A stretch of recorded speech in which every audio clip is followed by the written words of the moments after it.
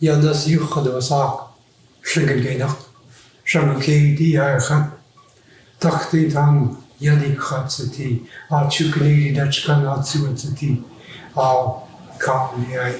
we say, place coming from, we call the household from the sun. This is where our people are from, the Kokwan area. I needed to know about who I was as a person, and this had a lot to do with that. Growing up here, we didn't bother to ask any questions about Tlingit artwork for whatever reason. But as I got older, I came back to Hoonah in 2000 and 2001, and not soon after that, I guess my boys became curious and started asking me questions that I couldn't answer. So I knew my mother was fluent in Tlingit, and we began talking more and more about the Tlingit language and the artwork around us, and as far as the Tlingit form line went. So I found it pretty interesting, and I thought maybe, gee, I should try to do that. Because back then, my sons and I, literally, we had nothing. You could take everything off this table. That's how we started in 2002 and 3. We had nothing to begin with to show hats, regalia, moccasins. We had none of that. So this drew us into this, and as I kept doing this, I would stop at a certain point and I'd say, well, I got to find out more. So I go back to my mother, and she would tell me more stories. The stories started coming out, mainly of the Sheakley people, and I've never heard them before until 2006. They became more interested in 2008, and I say, well, I rather than writing them down, I started making woodwork out of them. I kept thinking, this is how our ancestry did it. I think I'll try it like that.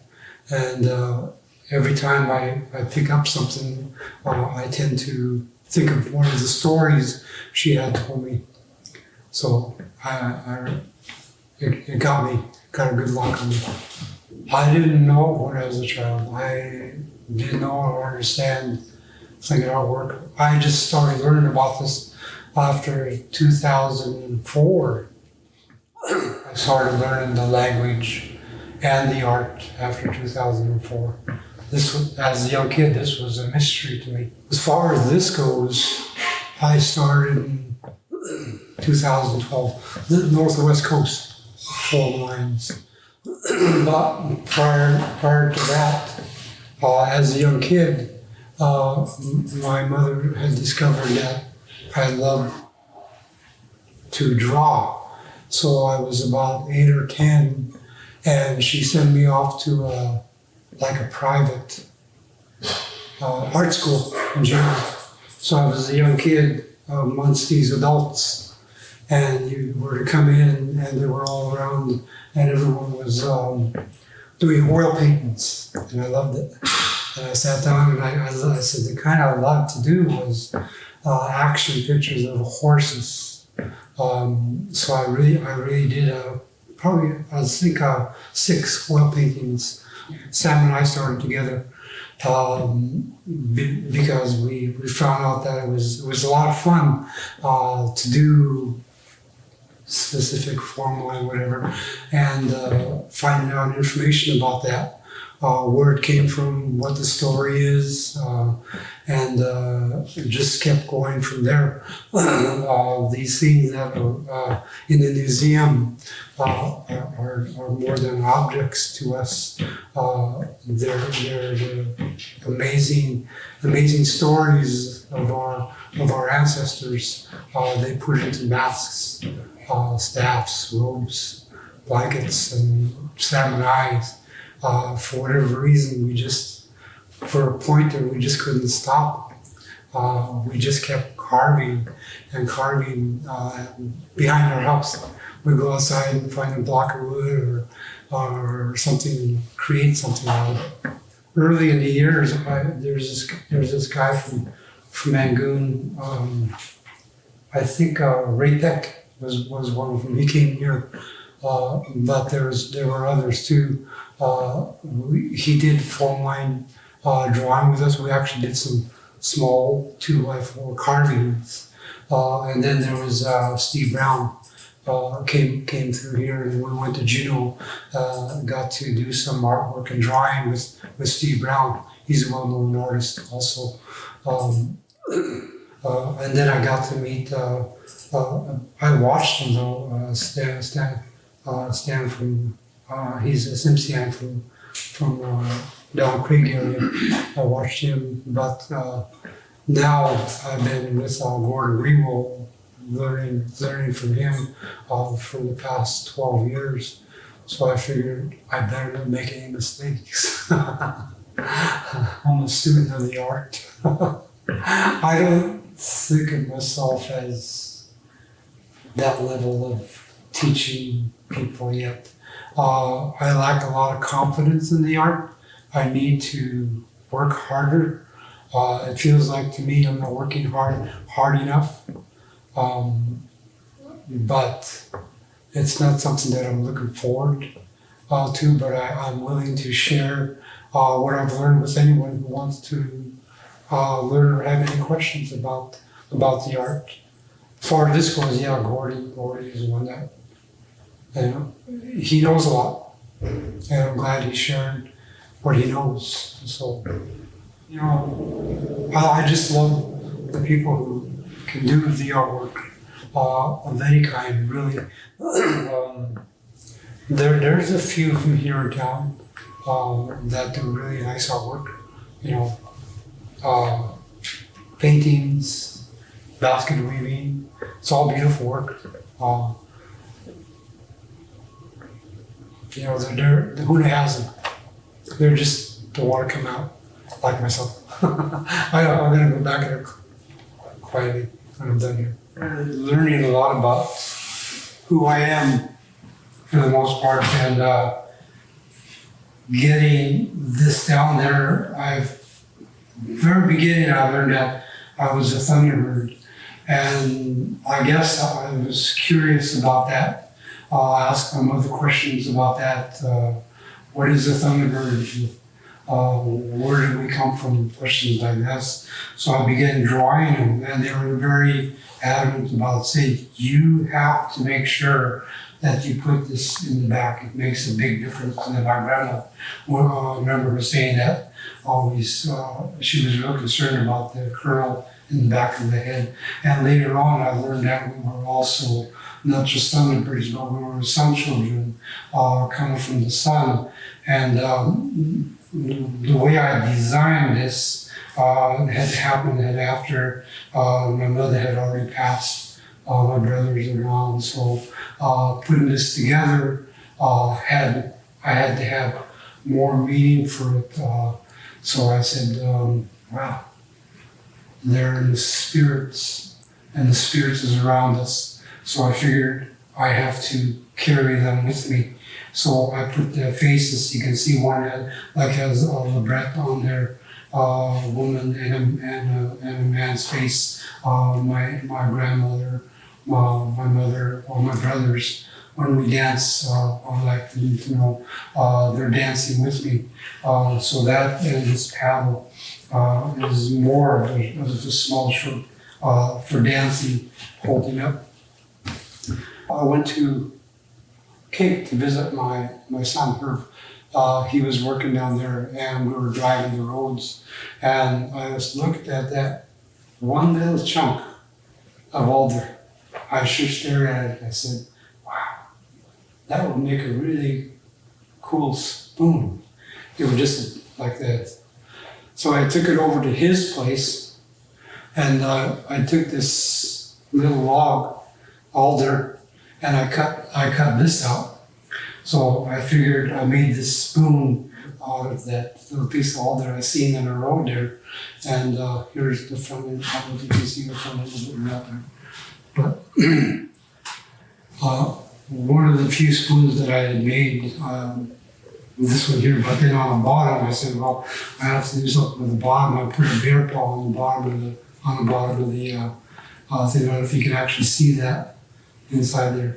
So we put olive oil on it so we can actually use it instead of just storing it away for use. That's what I enjoyed about it. I tried to make a spoon out of this end also on the bottom part, on the bottom as you can see there. So we're using the whole spoon for that there.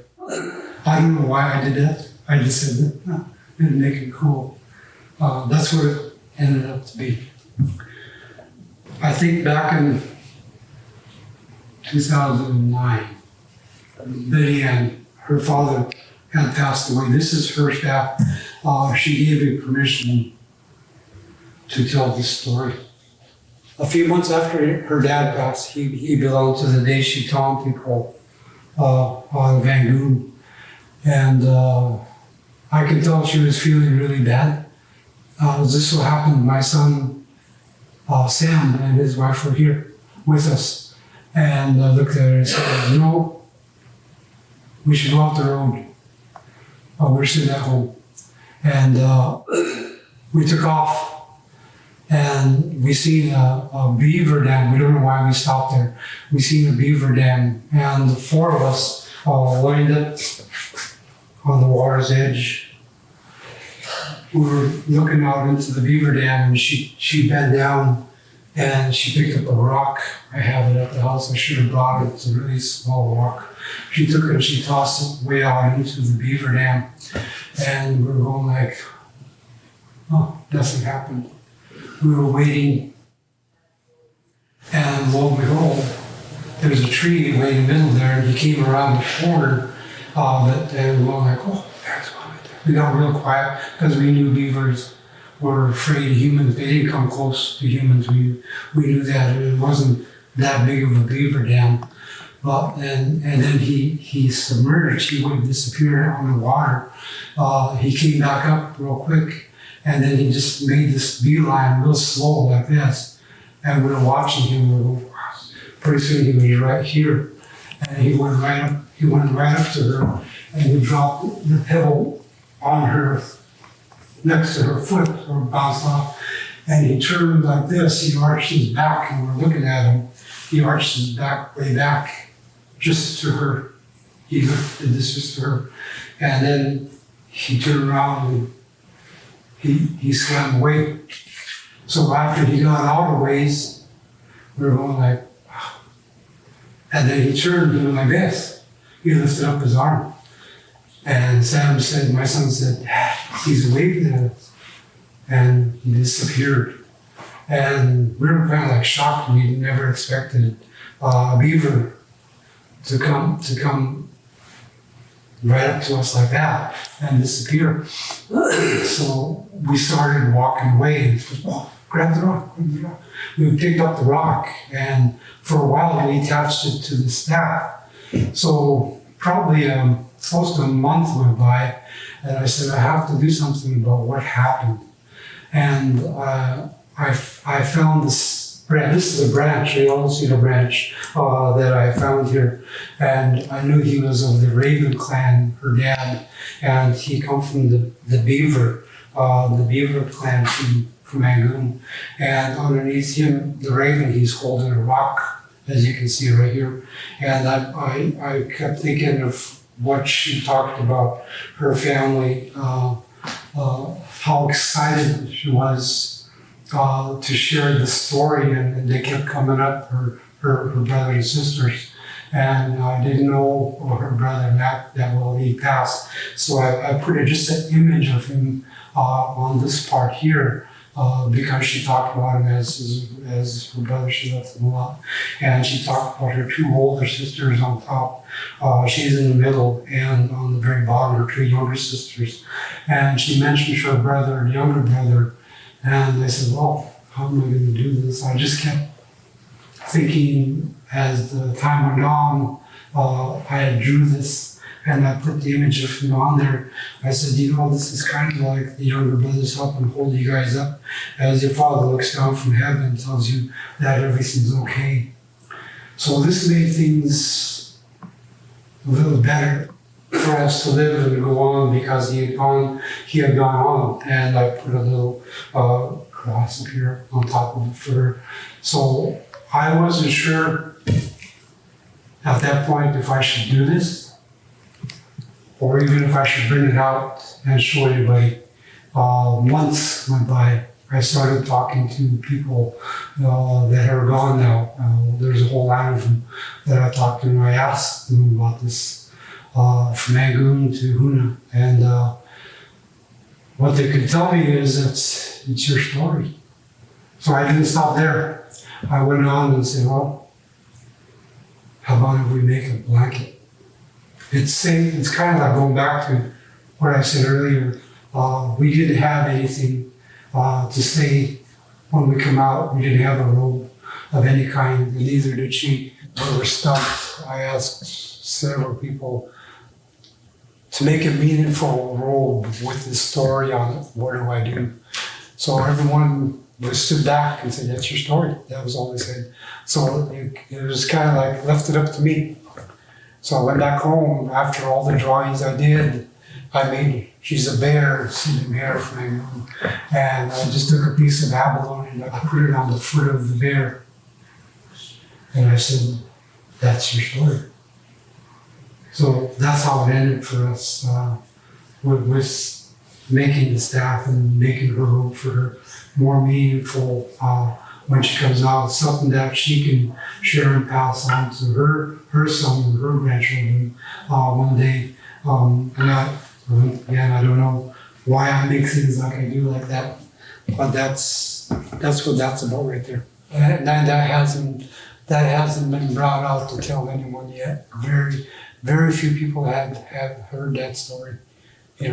Gunalchéesh has heard it. Lily White and them, they've heard it. My mother and them's heard the story. Because I was stumped. I didn't want to offend people when I put this together, especially when it comes to making a regalia. You have to know what you're doing for it. And I wanted to mean something when we did that. So it goes back to really not having anything.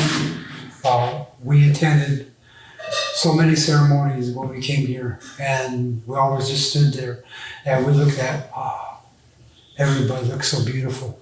Everyone had robes, shakyats, tunics, and I was afraid to go by them because we didn't have nothing. So that's what inspired me to go back home and try to create something not any better than anyone else, but just so I can say we have something, but I didn't mean for it to end up like that, but it did. And I have a question about that myself. Why did it happen to me? Why did we go through that? But that's the end result of it. To do a hat, for instance, it would probably take about 3 weeks to do a hat. And then there's the drawing on it. So the drawing has to be something of significance. It's got to be able to tell a story, and that might take just a little longer than we anticipated when we were doing something. The staff, I knew what had happened, and I had that done. I started Monday. I was finished by Friday, only because the whole incident happened like it did. I was just so excited. I was carving this whole thing, and then that was done in 2009 when I first started learning to carve. So I was never a carver. Being a carver different than just doing artwork. So this hat, one of the first ones that I did close to 14 years ago, I did this hat. There's a design. I happened to be home. I had already carved it out, and I was putting my design on it, on the hat, all the way around, listening to one of the stories my mother had told me about the spirits of our ancestors. Important to have them on there. And as I was doing this, I had this hat on my lap, sitting on a chair. And my son, Sam, came in with his daughter, Landra. She was 1 year old at the time. I was sitting on the chair drawing these form lines. And for whatever reason, she put her hand on my shoulder, and she put her other hand on top of the hat right here. And she left it there. She's like, looked at me, put her nose almost in my nose, just stared at me. Like, I'm not going to move my hand. So I drew around her hand and left it on there. So she became a big part of this hat. Not knowing that was going to happen, she kind of altered my story a little bit, adding her to it like this, the story of the ancestors, as you can see in the faces that I have on here. She became a big part of this here. My grandchildren stepped over and gave me her handprint. So as she got older, I told her, after I go pass on whatever, this hat's going to go to her. She'll be able to wear this hat when I'm done with it. And Sam knows that it's going to happen. And he thought it was so cool that it happened like that we said, how about we put Sammy there? When he was small, about 1 year old or so, he put his handprint on there too. So the grandchildren, we say this is important. Well, they need to know that it's important. This is how important they are for me to have them have their handprint on there to make it more complete, and also having your children, your boys, whatever, inspire you to keep you going at that point. To where say, I have to do more, only because they're asking questions, learning more about the culture. And after that had happened, my son Herb loved the idea of that, and I went right along with him on that, learning that we are Thunderbird and that we are sun children. That's the design I have on the back of that. Also, when I was making this hat, and he brought his daughter over, Raven, and she thought it was so cool. And I said, that's fine. I want to put your hand on my hat also. So when I dance, you dance with me, I told her. So later on, she had a daughter. She had a sister named Maisie, and Maisie was so happy that she got to put her handprint on there. All these have occurred when the grandchildren were 1 year old. The handprints that I have on there. So I thought it was pretty cool. Makes it more meaningful. So these hats will be there. So it changed my thought process a little bit. When I was doing this, we can't help that when that happens. It's just one of those things that happen when we're doing our work, at least to me. And I thought it was so cool to have them do this type of action towards what I'm doing. So I take it out, and I don't wear them that often, but very fortunate that I knew Bill. And this hat, when we're doing ceremonies, we happen to be together almost every time we'd have a ceremony, and your dad Bill say, we gotta have the hat out there. So this is all I had, and I bring it out, and it was involved in. I can't tell you how many ceremonies we had, tree ceremonies, ceremonies for poles, things that we did together here in town. That's what this carried. I remember my grandmother telling me, the robes that we have, she said, are so heavy that sometimes it takes 4 people to hold up a robe because of the songs it has, the tears it has, the stories it has, what we put into them. She said that's just how it works. That's how it goes. She said, so I think about those things a lot, even when I make the hats and the staff. It becomes heavy all of a sudden. So learning what I did about this, I told my mother before I went to the tribal house, you need to teach me some words before I go into the house. So she taught me some words and I said, I need to know what I'm going to say. She said, no, you learn that on your own. You'll find your own words. And I was stumped. I didn't know what I was going to say. Wanted to say something so bad. We're going on our ancestors' homeland. And I just had to say something. So for whatever reason, when I was standing in the tribal house, I looked up at the four posts. All those people were gone. Everyone who gave us a story, everybody, including my mother, was gone. And these words came out. I had said to them, Gunalchéesh Yahiji Yanide Antuhu Ineshlite Aktuchachet Iati Yahositi Yantaat Ataknuhu.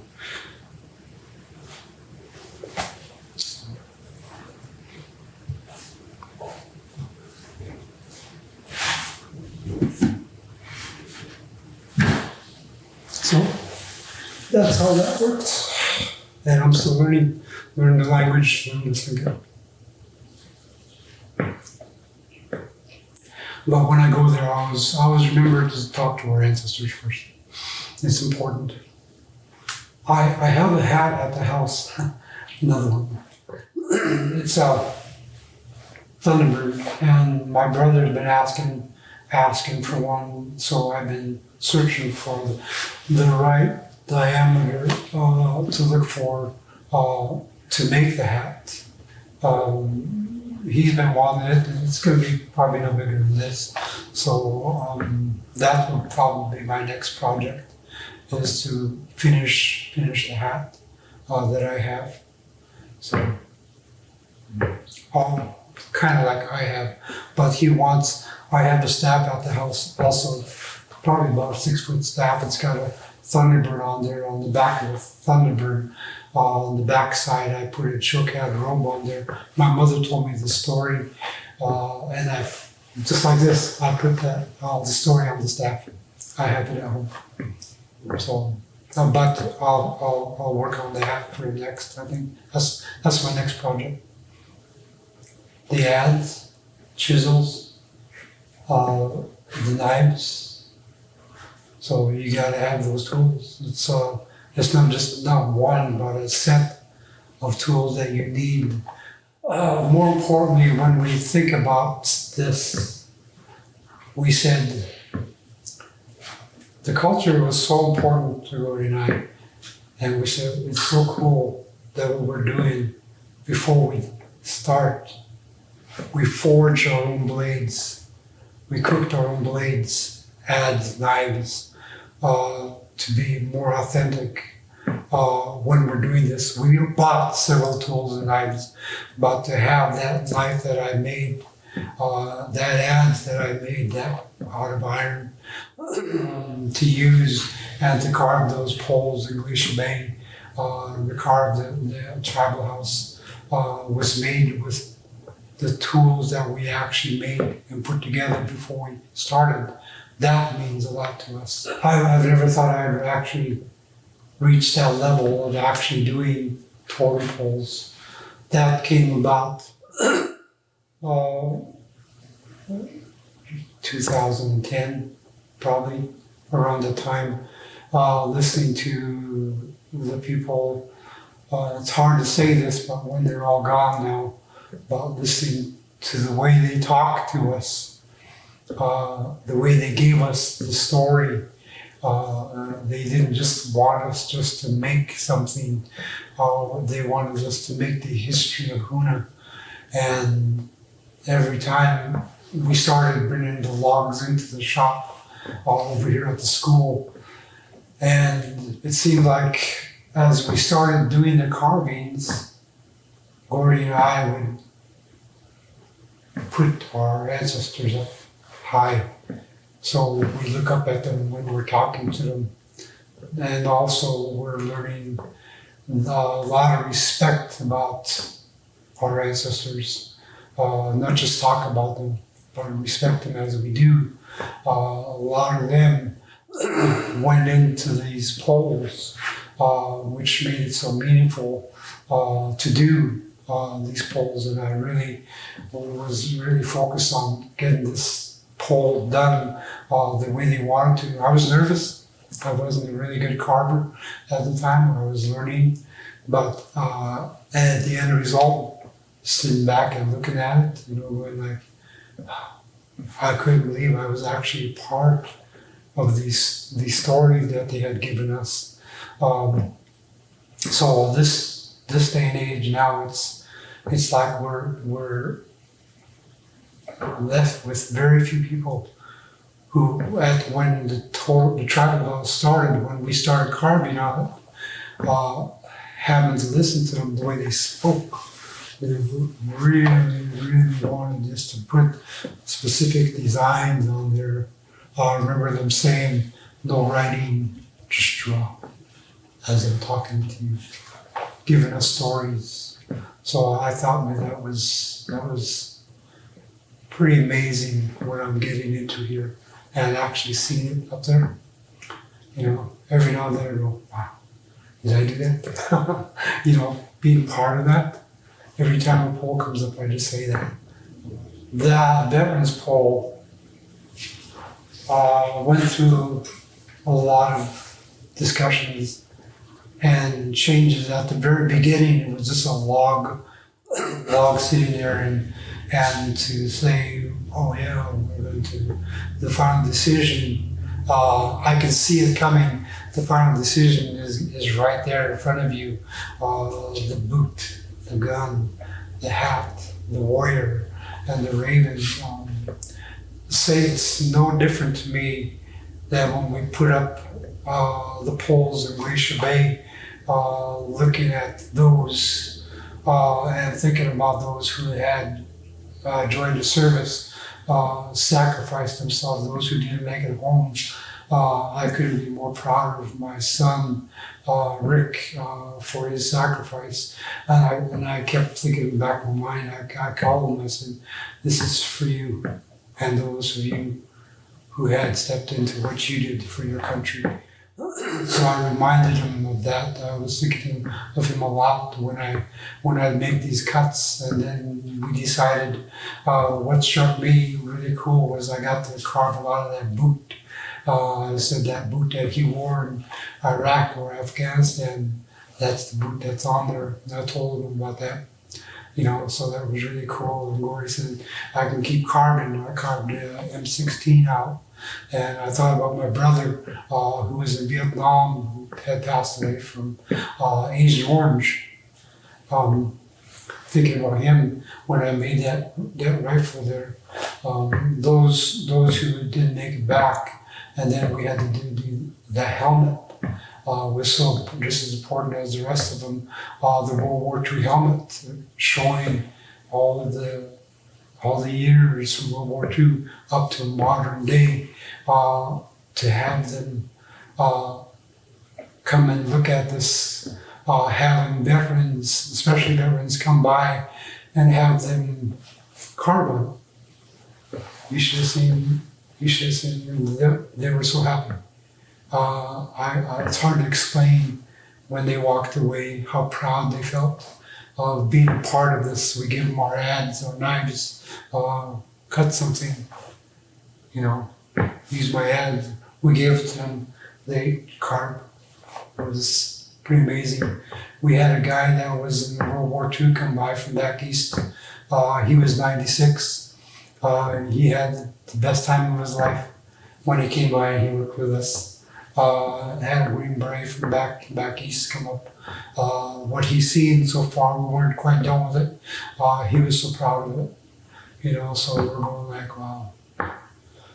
So that's really means something to me, to have these veterans come by and say we're honoring them in this fashion. We never forget our ancestors. We never forget the veterans, and we always got to keep them right there. I always talk about my two boys, but I was given something. My son, I have a youngest son, and we talked about the veterans pole. This is how much I think if I carry this every day, I have to have, because there's three of the boys, and he's a big part of this. He's not. I'm not saying he's not into the culture. He chose a lifestyle that changed his life. He didn't want to, but that was his decision. Made his sacrifice for what he did. So I thought maybe it's important for me to carry this. And he knows that I have this every day since he left. He gave this to me before he got shipped overseas. He went into the 82nd Airborne and stayed overseas for 4 years. So I held on to this the whole time. So that's one of the crazy things I do. If someone like me could do this, I think anybody could jump in there and put their heart into it and create this. Being around the artwork, knowing that it's a part of who I am, and it's becoming more and more important every day. I can't get enough of it done. I'd like to see younger people involved in this. Because I don't want it to stop now with me, because like myself, I'm learning, and it's something that the generation behind us needs to understand, that this work is so important around us that we tend to overlook it sometimes. We're so busy with life, we have to all of a sudden stop and take a look and understand the robes, the moccasins, the baskets, the beadwork that was done. Ask questions. We need to learn. Being able to share the stories of the artwork that we have done with people. You have to be able to do that, and you have to be able to pass that knowledge on to the next generation. It's like it's a huge chapter. Where does it begin? Where does it end? Because learning the language, learning the culture, it's all verbal. If we need people, young kids in Hoonah, to know and understand the culture, and there's so much to learn. And it's important.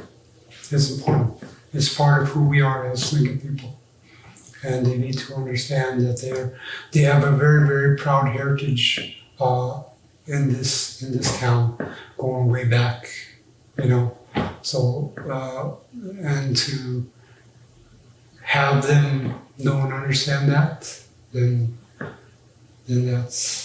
that makes things more satisfying for us as Tlingit people, to have them wear their regalia more proudly, to say, I know who I am, we know who we are. That's priceless.